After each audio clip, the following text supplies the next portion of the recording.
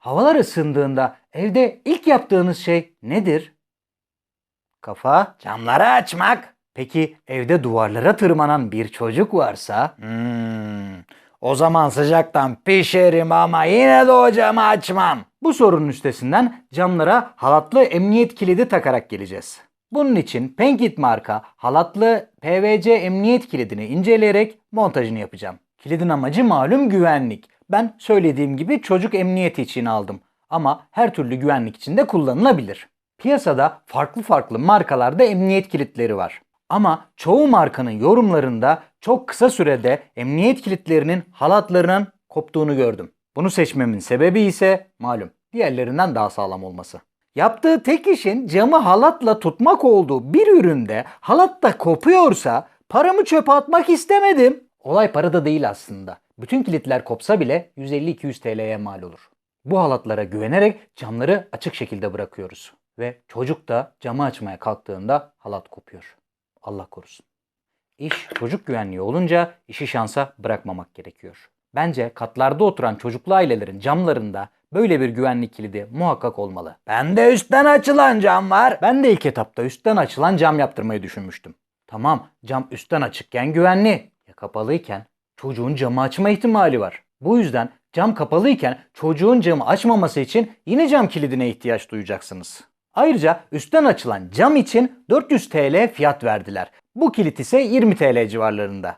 Hesabınızı siz yapın. Halatın inceleme ve montajı kadar önemli olan bu bilgileri aktardıktan sonra şimdi incelememize ve ardından da montajımıza geçelim. Ürün şöyle bir plastik poşet içinde geliyor. İçinden ise halat kısmı, kilit kısmı, 4 tane vida ve 1 tane anahtar çıkıyor. Tabii ben bundan 7 tane aldım. O yüzden bu takımdan 7 tane var gördüğünüz gibi. Bütün hepsinin anahtarı aynı. Yani 6 tane yedek anahtarım var. Vidaları bana uzun geldi. Eğer bulabilirsem daha küçüklerini kullanacağım. Bulamazsam da bu vidalarla da montajını yapabiliriz. Benim camlarım beyaz renkte olduğu için ben bunun beyaz halatını aldım. Ama bunun farklı renkleri de mevcut. Yani kendi camınıza uygun pencere kilidini alabilirsiniz. Üstünde 500 kilogram kuvvete kadar kırılmaz diyor. Şimdi diyeceksiniz ki çocuk 10 kilo. Ama o iş öyle olmuyor maalesef. Buna yük bindiği anda bunun üstündeki kuvvet 10 kilodan çok daha fazla oluyor. Daha kalınları da vardı bunun. 700 kilograma kadar olanları da vardı. Ama 500 kilogramlık kuvvete dayanana herhalde işimize görür diye ben bunu aldım. Diğerleri de biraz daha kalın oluyor tabii ki. Mekanizmayı direkt şu şekilde yerine bastırarak oturtabiliyorsunuz. Şu klik sesini duyacaksınız. Artık mekanizma kilitli. Açmak için 7 tane anahtarımızdan herhangi bir tanesini alıp çevirdiğimiz takdirde bu direkt yerinden atmıyor. Şöyle çekerek çıkartabiliyorsunuz. Tabii bunun montajını yaptıktan sonra daha rahat göreceğiz. Halatın uzunluğuna bakalım. Halatın uzunluğu yaklaşık 19 santim. Tabii bunu cama taktığımızda kenar paylarında düşersek en fazla 10-15 santim açılacaktır. Burada bir püf nokta vermek istiyorum. Montaj esnasında bu üstündeki plastik koruyucu kapları çıkartmamız lazım. Çünkü vida kısımları bunların içinde. Şurada gördüğünüz gibi plastik tırnaklarla tutturulmuş bunlar.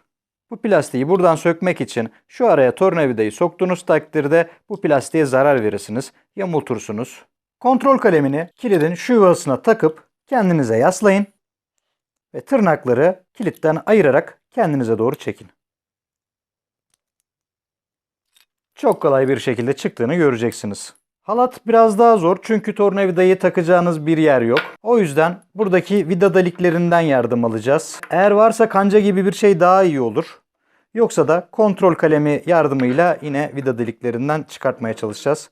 Yine taktık buraya. Kendimizden destek alarak kenarlardan tutarak arkaya doğru ittiriyoruz. Bu işlem biraz daha uğraştırıcı. Şansıma hızlı bir şekilde açıldı. Siz biraz daha fazla uğraşabilirsiniz, normaldir. Eğer ki camınız dışa doğru açılıyor ise halat kısmını cama, kilit kısmını ise kasaya sabitlememiz gerekecek. Eğer ki sizin pencerenizde benim pencerem gibi içeri doğru açılıyorsa kilit kısmını açılan pencereye, halat kısmını ise kasaya sabitlememiz gerekecek. Bunun sebebi halatın üzerindeki gerilim kuvvetini azaltmak. Eğer ki ters takarsanız hem kilidin üzerindeki halat hem de diğer taraftaki halat bu şekilde gerilecektir. Bu da halatın üzerine gereğinden fazla yük binmesi demek. Orijinal vidalarının uzun olduğundan bahsetmiştik. Şimdi bunu taktığınız yer çok önemli. Rastgele bir yere takamazsınız. Benim pencerem daha fazla açılsın diye şuraya montajlamaya kalkarsanız başınıza geleceği göstereyim ben size. Bakın buranın kalınlığı bu kadar. Bu şekilde bunu montajladığınız takdirde bu vida arkadan çıkacaktır. Hatta kasaya değecektir. O yüzden bunun hizasını düzgün almanız gerekecek. Şuradan kalınlığına baktığınız takdirde şuradan daha içeride olmalı diğer taraf. O yüzden ben montajı tam ortaya da değil hafiften sola yapacağım. Çünkü şuranın da bir kalınlığı var. Hafiften sola yaparsam daha garanti olacak. Kendi içinden çıkan vidalar gözüme büyük geldiği için daha ufaklarını kullanacağım. Bütün pencerelerdeki halatlar aynı hizada dursun ve yamuk montaj olmasın diye cetvelden yardım alıyorum. Gönye miydi bunun adı ya?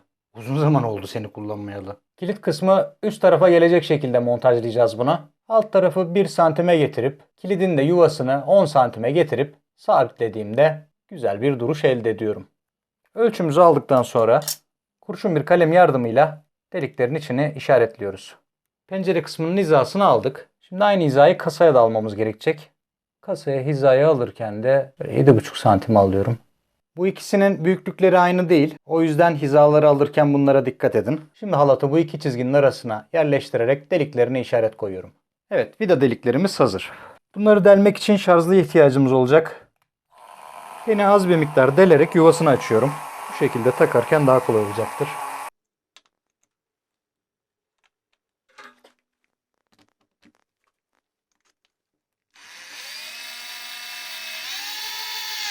Tamamen sıkıştırmıyorum. Çünkü henüz alt tarafı takmadım. Zaten oranın da işareti direkt orada belli. İşaretlediğim yerin üstüne denk getirip delme işlemine başlıyorum. Eğer ki montajınız yamuk olursa söküp tekrar vidalamayı denemeyin. Tekrar vidalamaya çalıştığınızda hem burada hem de yakın bir yerde vida deliği olacağından dolayı penin vidayı tutma dayanıklılığı azalacaktır. O yüzden eğer ölçü almadıysanız ve yamuk olduysa bırakın öyle kalsın. Ayrıca bunların montajını yapıştırarak değil muhakkak vida ile delerek yapmamız gerekiyor. Yüksek basınç altında yapıştırdığınız çift taraflı bant bunu tutmaya yeterli gelmeyebilir çünkü. Şimdi kasanın deliklerini açıyorum.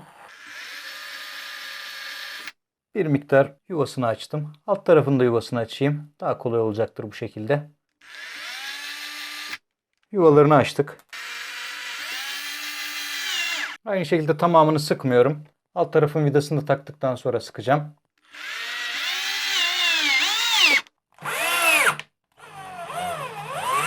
Evet, ikisi de gayet sağlam oldu. Şimdi ikisinin de plastik korumasını takalım. Evet, montajını yaptık. İkisi de düzgün bir şekilde duruyor. Şimdi denemesini yapalım.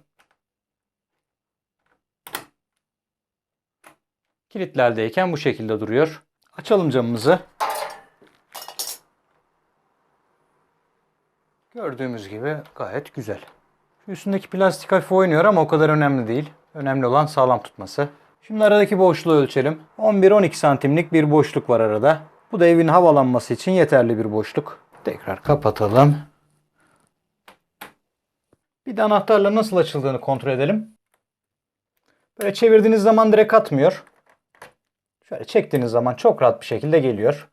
Tekrar kapatmak için de klik diye sesi duyduğunuz anda kilitlenmiş demektir. Böyle de... Aha, düştü.